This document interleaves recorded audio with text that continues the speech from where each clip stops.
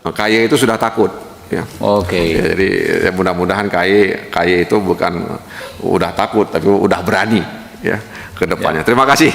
Ya. Assalamualaikum warahmatullahi wabarakatuh. Arteria dan Romo mau dipertimbangkan waktu kita officially tinggal 10 menit, tapi nanti ditambah juga. Silakan. Terima kasih Ketua yang kami hormati, anggota Komisi 3 yang kami hormati, Pak Ketua KY beserta para pimpinan yang hadir pada sore hari ini. Pertama-tama kami ucapkan terima kasih Pak Ketua. Terima kasih atas kerjasama yang baik KY sebagai mitra Komisi 3. Perkara ini perkara atensi pimpinan kami. Atensi Ibu Puan Maharani, atensi sekali Bapak Sufmi Dasko, dan saya pikir atensi seluruh keluarga besar Komisi 3. Mereka ini nggak hadir karena lagi sibuk-sibuk rekomendasi pasangan calon. Tapi pastinya kalau tanggalnya nggak tanggal segini, semua pada datang. Kenapa begitu? Karena belakangan ini kita semua khawatir rakyat akan mencari jalan keadilannya sendiri, Pak, versinya mereka. Maka kami yang di DPR ini bekerja keras untuk memulihkan kepercayaan itu begitu cepat dan hebatnya. Setiap hari kita lakukan yang namanya RDPU, Pak Ketua. Ada laporan masuk, nggak ada lagi sampai seminggu 2 minggu. 3 hari paling lambat harus kita respons. Insya Allah mitra kita belakangan ini baik-baik semua, tidak sampai 1 minggu semuanya bisa diselesaikan. KY nggak mungkin 1 minggu karena memang ada proses sebagaimana diatur di dalam undang-undang. Ini adalah yang paling cepat nih Pak Joko, paling cepat. Jadi kita terima kasih sekali, dan kami juga meminta, saya ini nggak kepilih lagi Pak Ketua, jadi saya minta teman-teman yang di sini yang masih lanjut, ini kalau bisa kejadian ini untuk dikenang.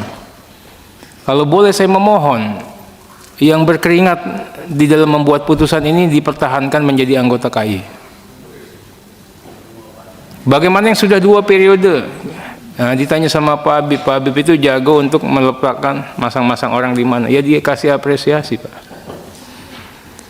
Berikutnya, Pak Ketua, ini memprihatinkan, Pak. Kalau dilihat dari temuan KY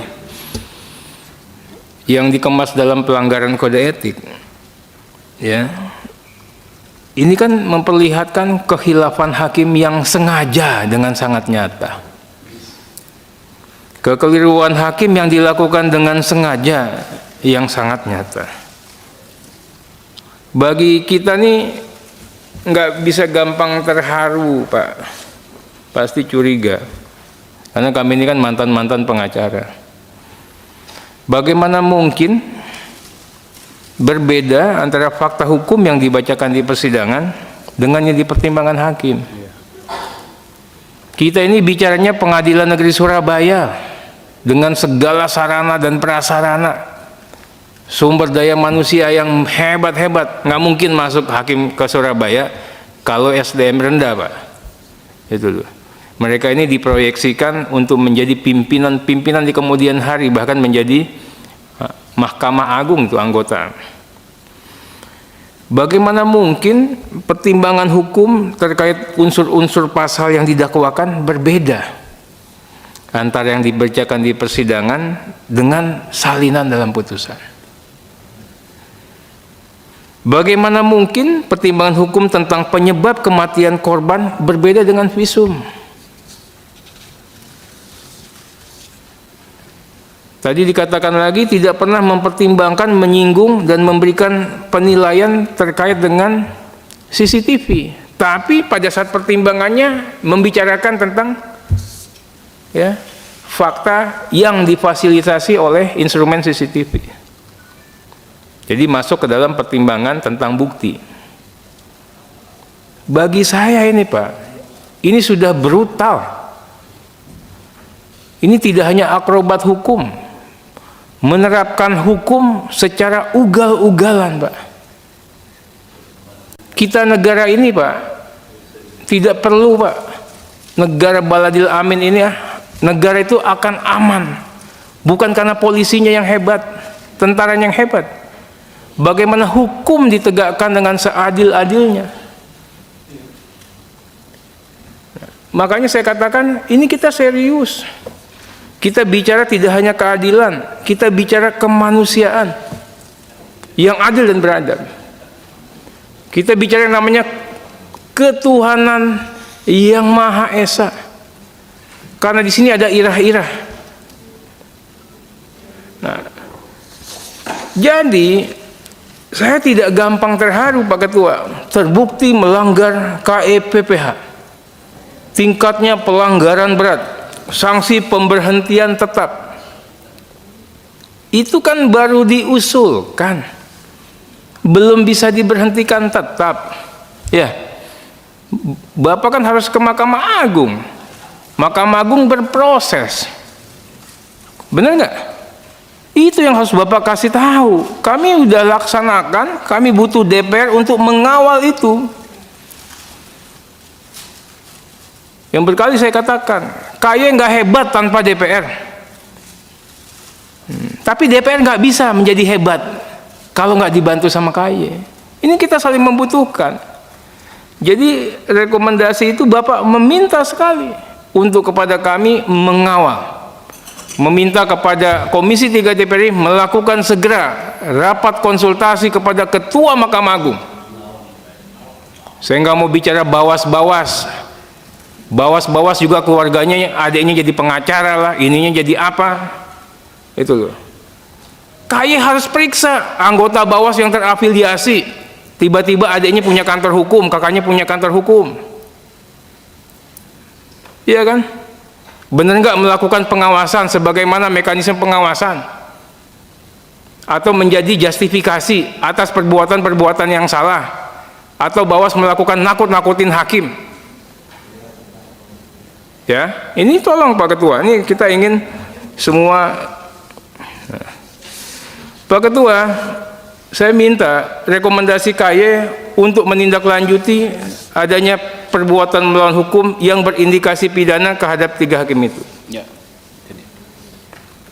Itu baru KAY berkelas. Ya, saya sudah baca nih undang-undang KAY ini. Ya, saya minta ditambahin itu. Saya minta KAY mempergunakan kewenangannya terkait dengan alat sadap karena KAY berhak untuk melakukan penyadapan. Ini negara republik Pak, Republik Indonesia yang kita tahu nggak ada yang gratis di sini. Siapa yang nyuruh? Ini PN Surabaya Pak, yang tingkat kepatuhannya sangat tinggi. Saya mau tahu di pengadilan tinggi ada yang main nggak? Di Mahkamah Agung ada yang nyuruh nggak? Jadi sekaligus, saya orang yang nggak gampang terharu, mohon maaf Pak Ketua. Bapak tambahin kerja lagi, kita kasih waktu 1 minggu ini untuk lakukan itu, penyadapan datang. Ya, kita juga cek pasal, ya, kok bisa lepas? Pasal yang dipakai jaksa udah tepat belum? Ya, materi muatan, redaksi sekalipun di dalam surat dakwaan sudah pas belum? Jangan kita nyalain hakimnya aja. Jangan-jangan di surat dakwaannya pun memungkinkan untuk lepas, memungkinkan untuk bebas. Nah, kami ingin ya ini dilakukan secara komprehensif Pak Ketua, ya, karena ini nggak ada barang gratis Pak. Kami ini pengacara, penciuman kami mungkin lebih tajam daripada teman-teman yang ada di DPR, apalagi Romo ini Ustadz, selalu berpikir tentang kebaikan dan berprasangka baik gitu. Kami tetap berprasangka baik, tapi kami menaruh sedikit ada kecurigaan. Berikut Pak Ketua, ini kita bicara tentang PN Surabaya. Apa sih masalahnya di PN Surabaya? Sudah 10 tahun Pak, sampai saya nggak jadi kepilih lagi nih, saya gagal mewujudkan. Apa itu? PN Surabaya itu harus dipecah. Bener nggak Pak? Pak siapa nih? Yang baju hitam Pak Komisaris. Pak Sekjen, Benar nggak? Harus dipecah. Itu hutan belantara, Pak. Begitu luasnya yang dikuasai, Pak. Kalah ini PN Pusat, PN Selatan, PN Barat yang di sini. Itu loh. Ini sumber masalahnya. Bohirnya cuma 1, 2, 3. Itu loh. Nah ini harusnya KAY itu jangan menjadi tukang sapu yang baik. Ada ini dikerjain, ada enggak. Cari sumber masalahnya. Karena apa? Bapak ini orang intelek nih, Prof. Prof itu salah satu orang terpandang loh. Tidak hanya di Indonesia. Ya, oleh dunia hukum internasional. Ini ngomong bahasa Inggrisnya lancarnya nggak ada yang lain nih, Romo. Lanjut itu bumbang. Dan disegenin lagi sama ya mitra-mitra kita. Ya Pak Ketua, berikutnya Pak Ketua sebentar Pak Ketua, terima kasih atas kerjasama kami dengan KAY. Ini hari terakhir mungkin, salam hormat untuk semua yang tidak hadir. Saya juga mengucapkan mohon maaf atas segala sikap, perbuatan, dan kekeliruan selama ini. Terima kasih. Lanjut, Romo terakhir. Terima kasih Ketua, pimpinan dan anggota Komisi 3 yang saya hormati. Saya tambah dulu 20 menit ya. Oh ya. Pimpinan KAY yang saya hormati. Assalamualaikum warahmatullahi wabarakatuh. Saya tidak akan mengulangi apa yang sudah disampaikan oleh kawan-kawan. Karena itu saya ingin menyampaikan sesuatu yang belum pernah diucapkan. Bahwa saya mengapresiasi masyarakat yang karena ributnya masyarakat, maka kemudian KAY bekerja lebih cepat. Sekali lagi apresiasi kepada masyarakat yang memberikan perhatian serius terhadap perkara yang hari ini kita perbincangkan. Karena itu, belajar dari kasus ini, saya ingin sampaikan bahwa yang merasa diperlakukan tidak adil itu sangat banyak, Pak. Saya kira karena itulah KAY dibentuk. Tapi mungkin keterbatasan SDM. Mungkin KAY periode ini kemudian bisa memberikan usulan konkret agar apa yang hari ini dilakukan oleh masyarakat sehingga kasus itu tercium oleh KAY, ke depan ini bisa berkesinambungan. Bagaimana bentuknya? Mungkin KAY lebih faham. Ya, KAY lebih faham karena ketidakadilan keputusan itu banyak dirasakan masyarakat, tapi kemudian menjadi buntu kemana mereka harus mengadukannya. Karena terus terang, pernah juga itu saya ajukan ke KAY, tapi tidak periode ini. Dan saya bawa juga itu keputusan ke Bawas. Anggota Komisi 3 loh. Tidak ditindaklanjuti. Kayaknya mesti ada keinginan dari KAY itu sendiri, baru ini nyambung. Karena itu, apa yang mau Bapak usulkan untuk menjadi rekomendasi sehingga masyarakat kemudian menjadi lebih berani dengan alamat yang tepat dan sambutan hangat dari KAY kalau mereka menemukan kasus-kasus semacam yang hari ini kita perbincangkan. Tanpa itu saya kira berlaku sesuatu yang sangat memalukan. No viral, no justice. Saya kira kita tidak ingin berada dalam lingkup itu. Kita ingin sesuatu yang orisinal, penegakan hukum, menjaga kewibawaan, kehormatan hakim. Yang kedua, terakhir, saya juga 5 tahun di MKD, Pak, Mahkamah Kehormatan DPR. Ya memang kerja kita kan sampai rekomendasi, Pak. Seterusnya kan tadi Majelis Kehormatan Hakim. Ya, Bang. Di MKD juga begitu. Tapi bedanya yang kita undang adalah masyarakat. Itu diumumkan di media massa. Kalau ini kan antara KY dengan Mahkamah Agung. Nah, jumlah KY kan lebih besar, Pak. Saya baru akan memberi apresiasi kepada KY kalau kemudian di Mahkamah Kehormatan, Majelis Kehormatan Hakim itu KY kemudian sukses mempertahankan apa yang sudah menjadi rekomendasinya. Kalau hari ini saya rasa belum layak saya memberikan apresiasi kepada KY. Terima kasih pimpinan. Assalamualaikum warahmatullahi wabarakatuh. Terima kasih rekan-rekan semua, Bapak Ketua KY beserta Wakil Ketua dan Komisioner beserta jajaran. Saya pikir waktu kita sangat terbatas. Langsung closing statement saja dan dijawab secara umum, terutama terkait dengan tahapan selanjutnya, ya, langkah selanjutnya setelah penjatuhan sanksi yang oleh KY ini sampai dengan benar-benar definitif. Ya, mungkin silakan. Selebihnya kita bisa komunikasi tertulis. Terima kasih pimpinan. Saya akan mencoba menjawab secara umum. Yang pertama bahwa memang secara kebetulan kalau hari ini kami bisa pleno karena setiap minggu, setiap hari Senin dan Selasa Bang Hinca kami memang pleno. Ya, jadi Senin, Selasa setiap minggu rutin kita mengadakan pleno. Jadi bertepatan saja. Tentu kami merasa ini menambah kekuatan bagi kami atas apresiasi yang diberikan oleh Komisi 3, ya, karena kami memang tidak hanya laporan ini sesungguhnya, tetapi perhatian dari Komisi 3 terhadap kasus ini membuat kami juga memang mempercepat, ya. Terkait dengan MKH, perlu kami jelaskan bahwa selama ini ketika proses MKH itu berlangsung dengan baik, jarang sekali terjadi. Jadi MKH itu bisa diusulkan oleh Mahkamah Agung kepada KY untuk membentuk MKH, bisa juga usul itu dari KY kepada MA.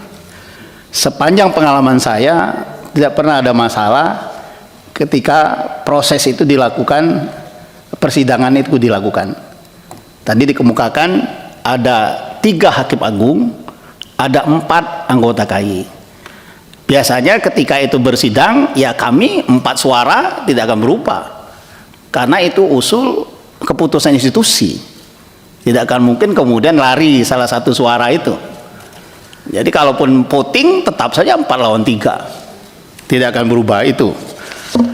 Nah, Bapak sekalian, yang perlu saya sampaikan juga, tadi saya minta maaf tidak menjawab satu persatu sesuai dengan amanah, baik itu dari Pak Wihadi, Pak Saripudin Suding, kemudian yang pada dasarnya adalah mempertanyakan soal MKH juga, ya.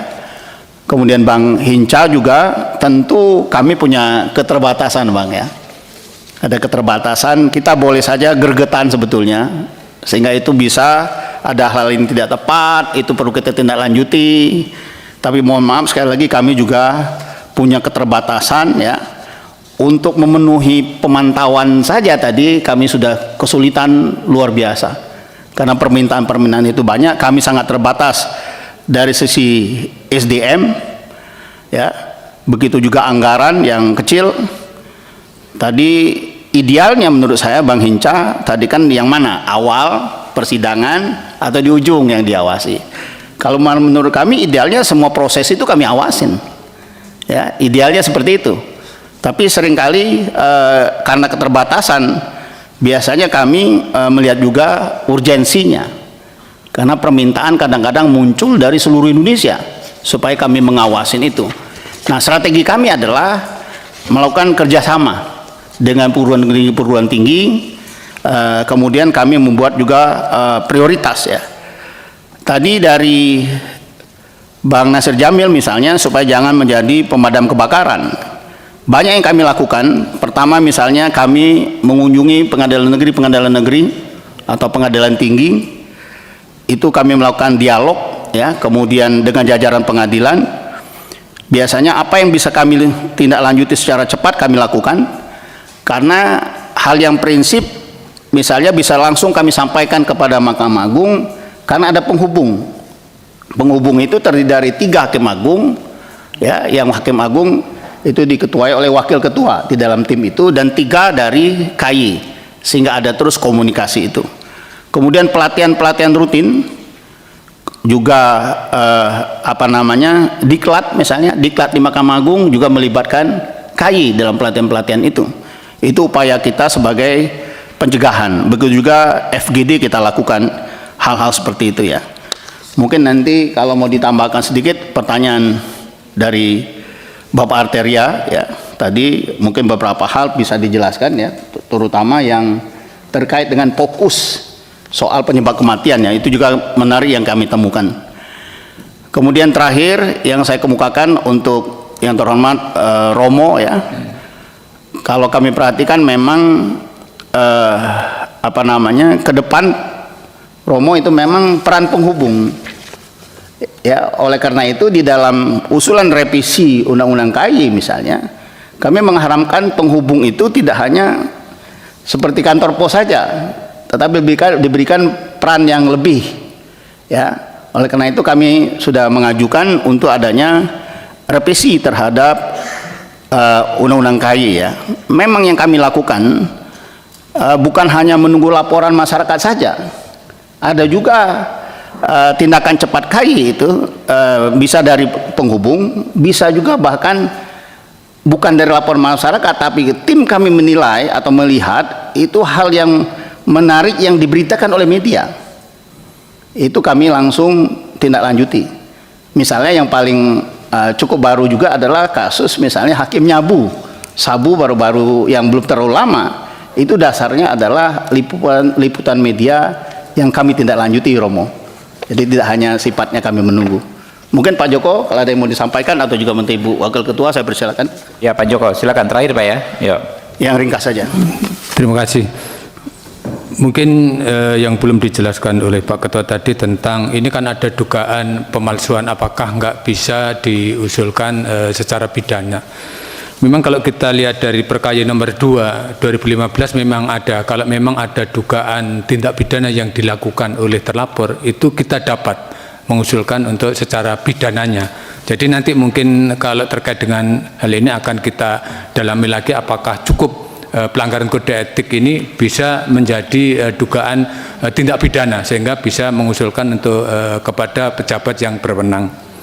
Kemudian tadi kan apakah ini kan ada 4 pokok laporan. Yang pertama, yang kedua tadi antara yang dibacakan dengan salinan putusan yang dibagikan itu apakah ada dugaan, apakah sudah bisa didalami oleh Komisi Yudisial.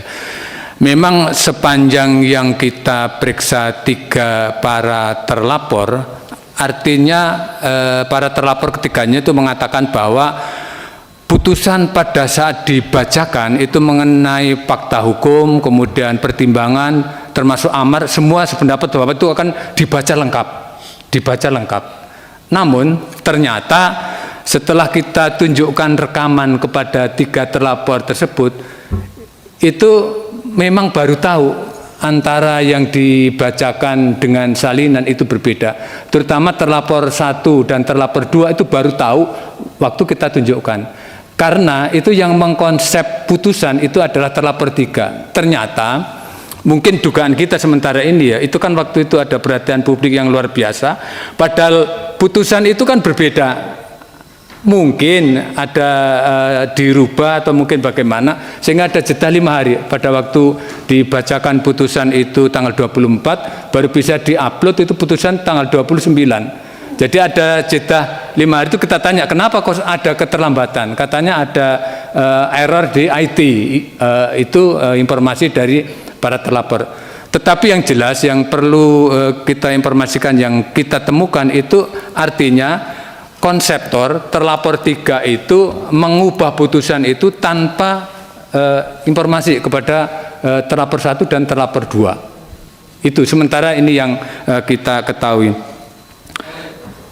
Terus memang yang terkait dengan itu tadi CCTV itu memang betul-betul pada waktu dibacakan itu sama sekali tidak muncul, tidak ada.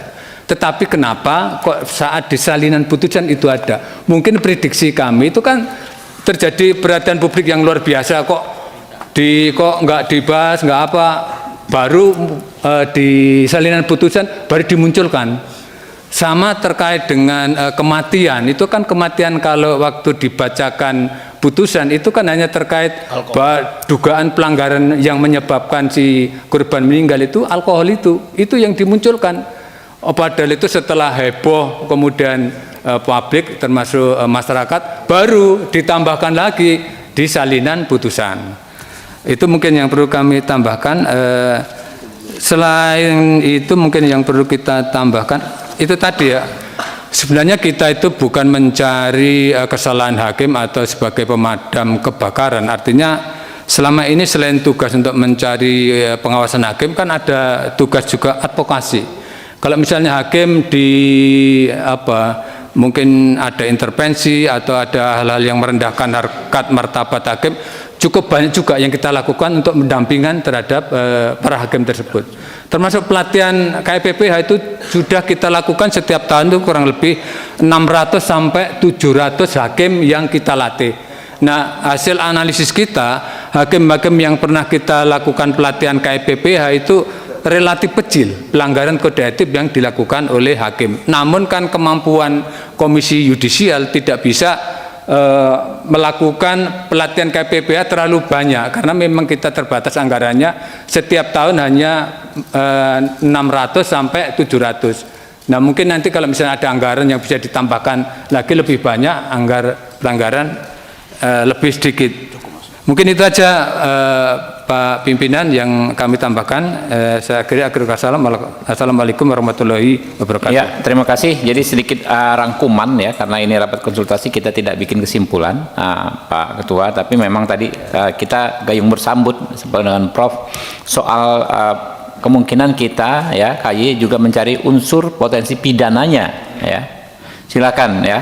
Kami bahkan sangat merekomendasikan. Kami juga akan menggelar rapat konsultasi, saya nanti akan sampaikan kepada pimpinan DPR dengan Mahkamah Agung, dengan Ketua Mahkamah Agung. Nanti kami akan minta untuk mengajak Bawas agar hadir dalam rapat seperti ini ya, demi mengawal nanti di MKH ya. Dan kami juga akan ya merekomendasikan kepada Kepolisian Republik Indonesia untuk berkoordinasi dengan KY ya, nanti kiranya terkait dengan tuduhan dugaan pidana pemalsuan dokumen tersebut. Terima kasih sekali lagi kami ucapkan kepada Bapak Ibu Wakil Ketua dan Komisioner KY, Pak Sekjen juga makin berwibawa. Sudah dokter belum? Alhamdulillah, jajarannya juga di atas. Terima kasih sekali lagi. Billahi taufik wal hidayah. Wassalamualaikum warahmatullahi wabarakatuh. Waalaikumsalam warahmatullahi wabarakatuh.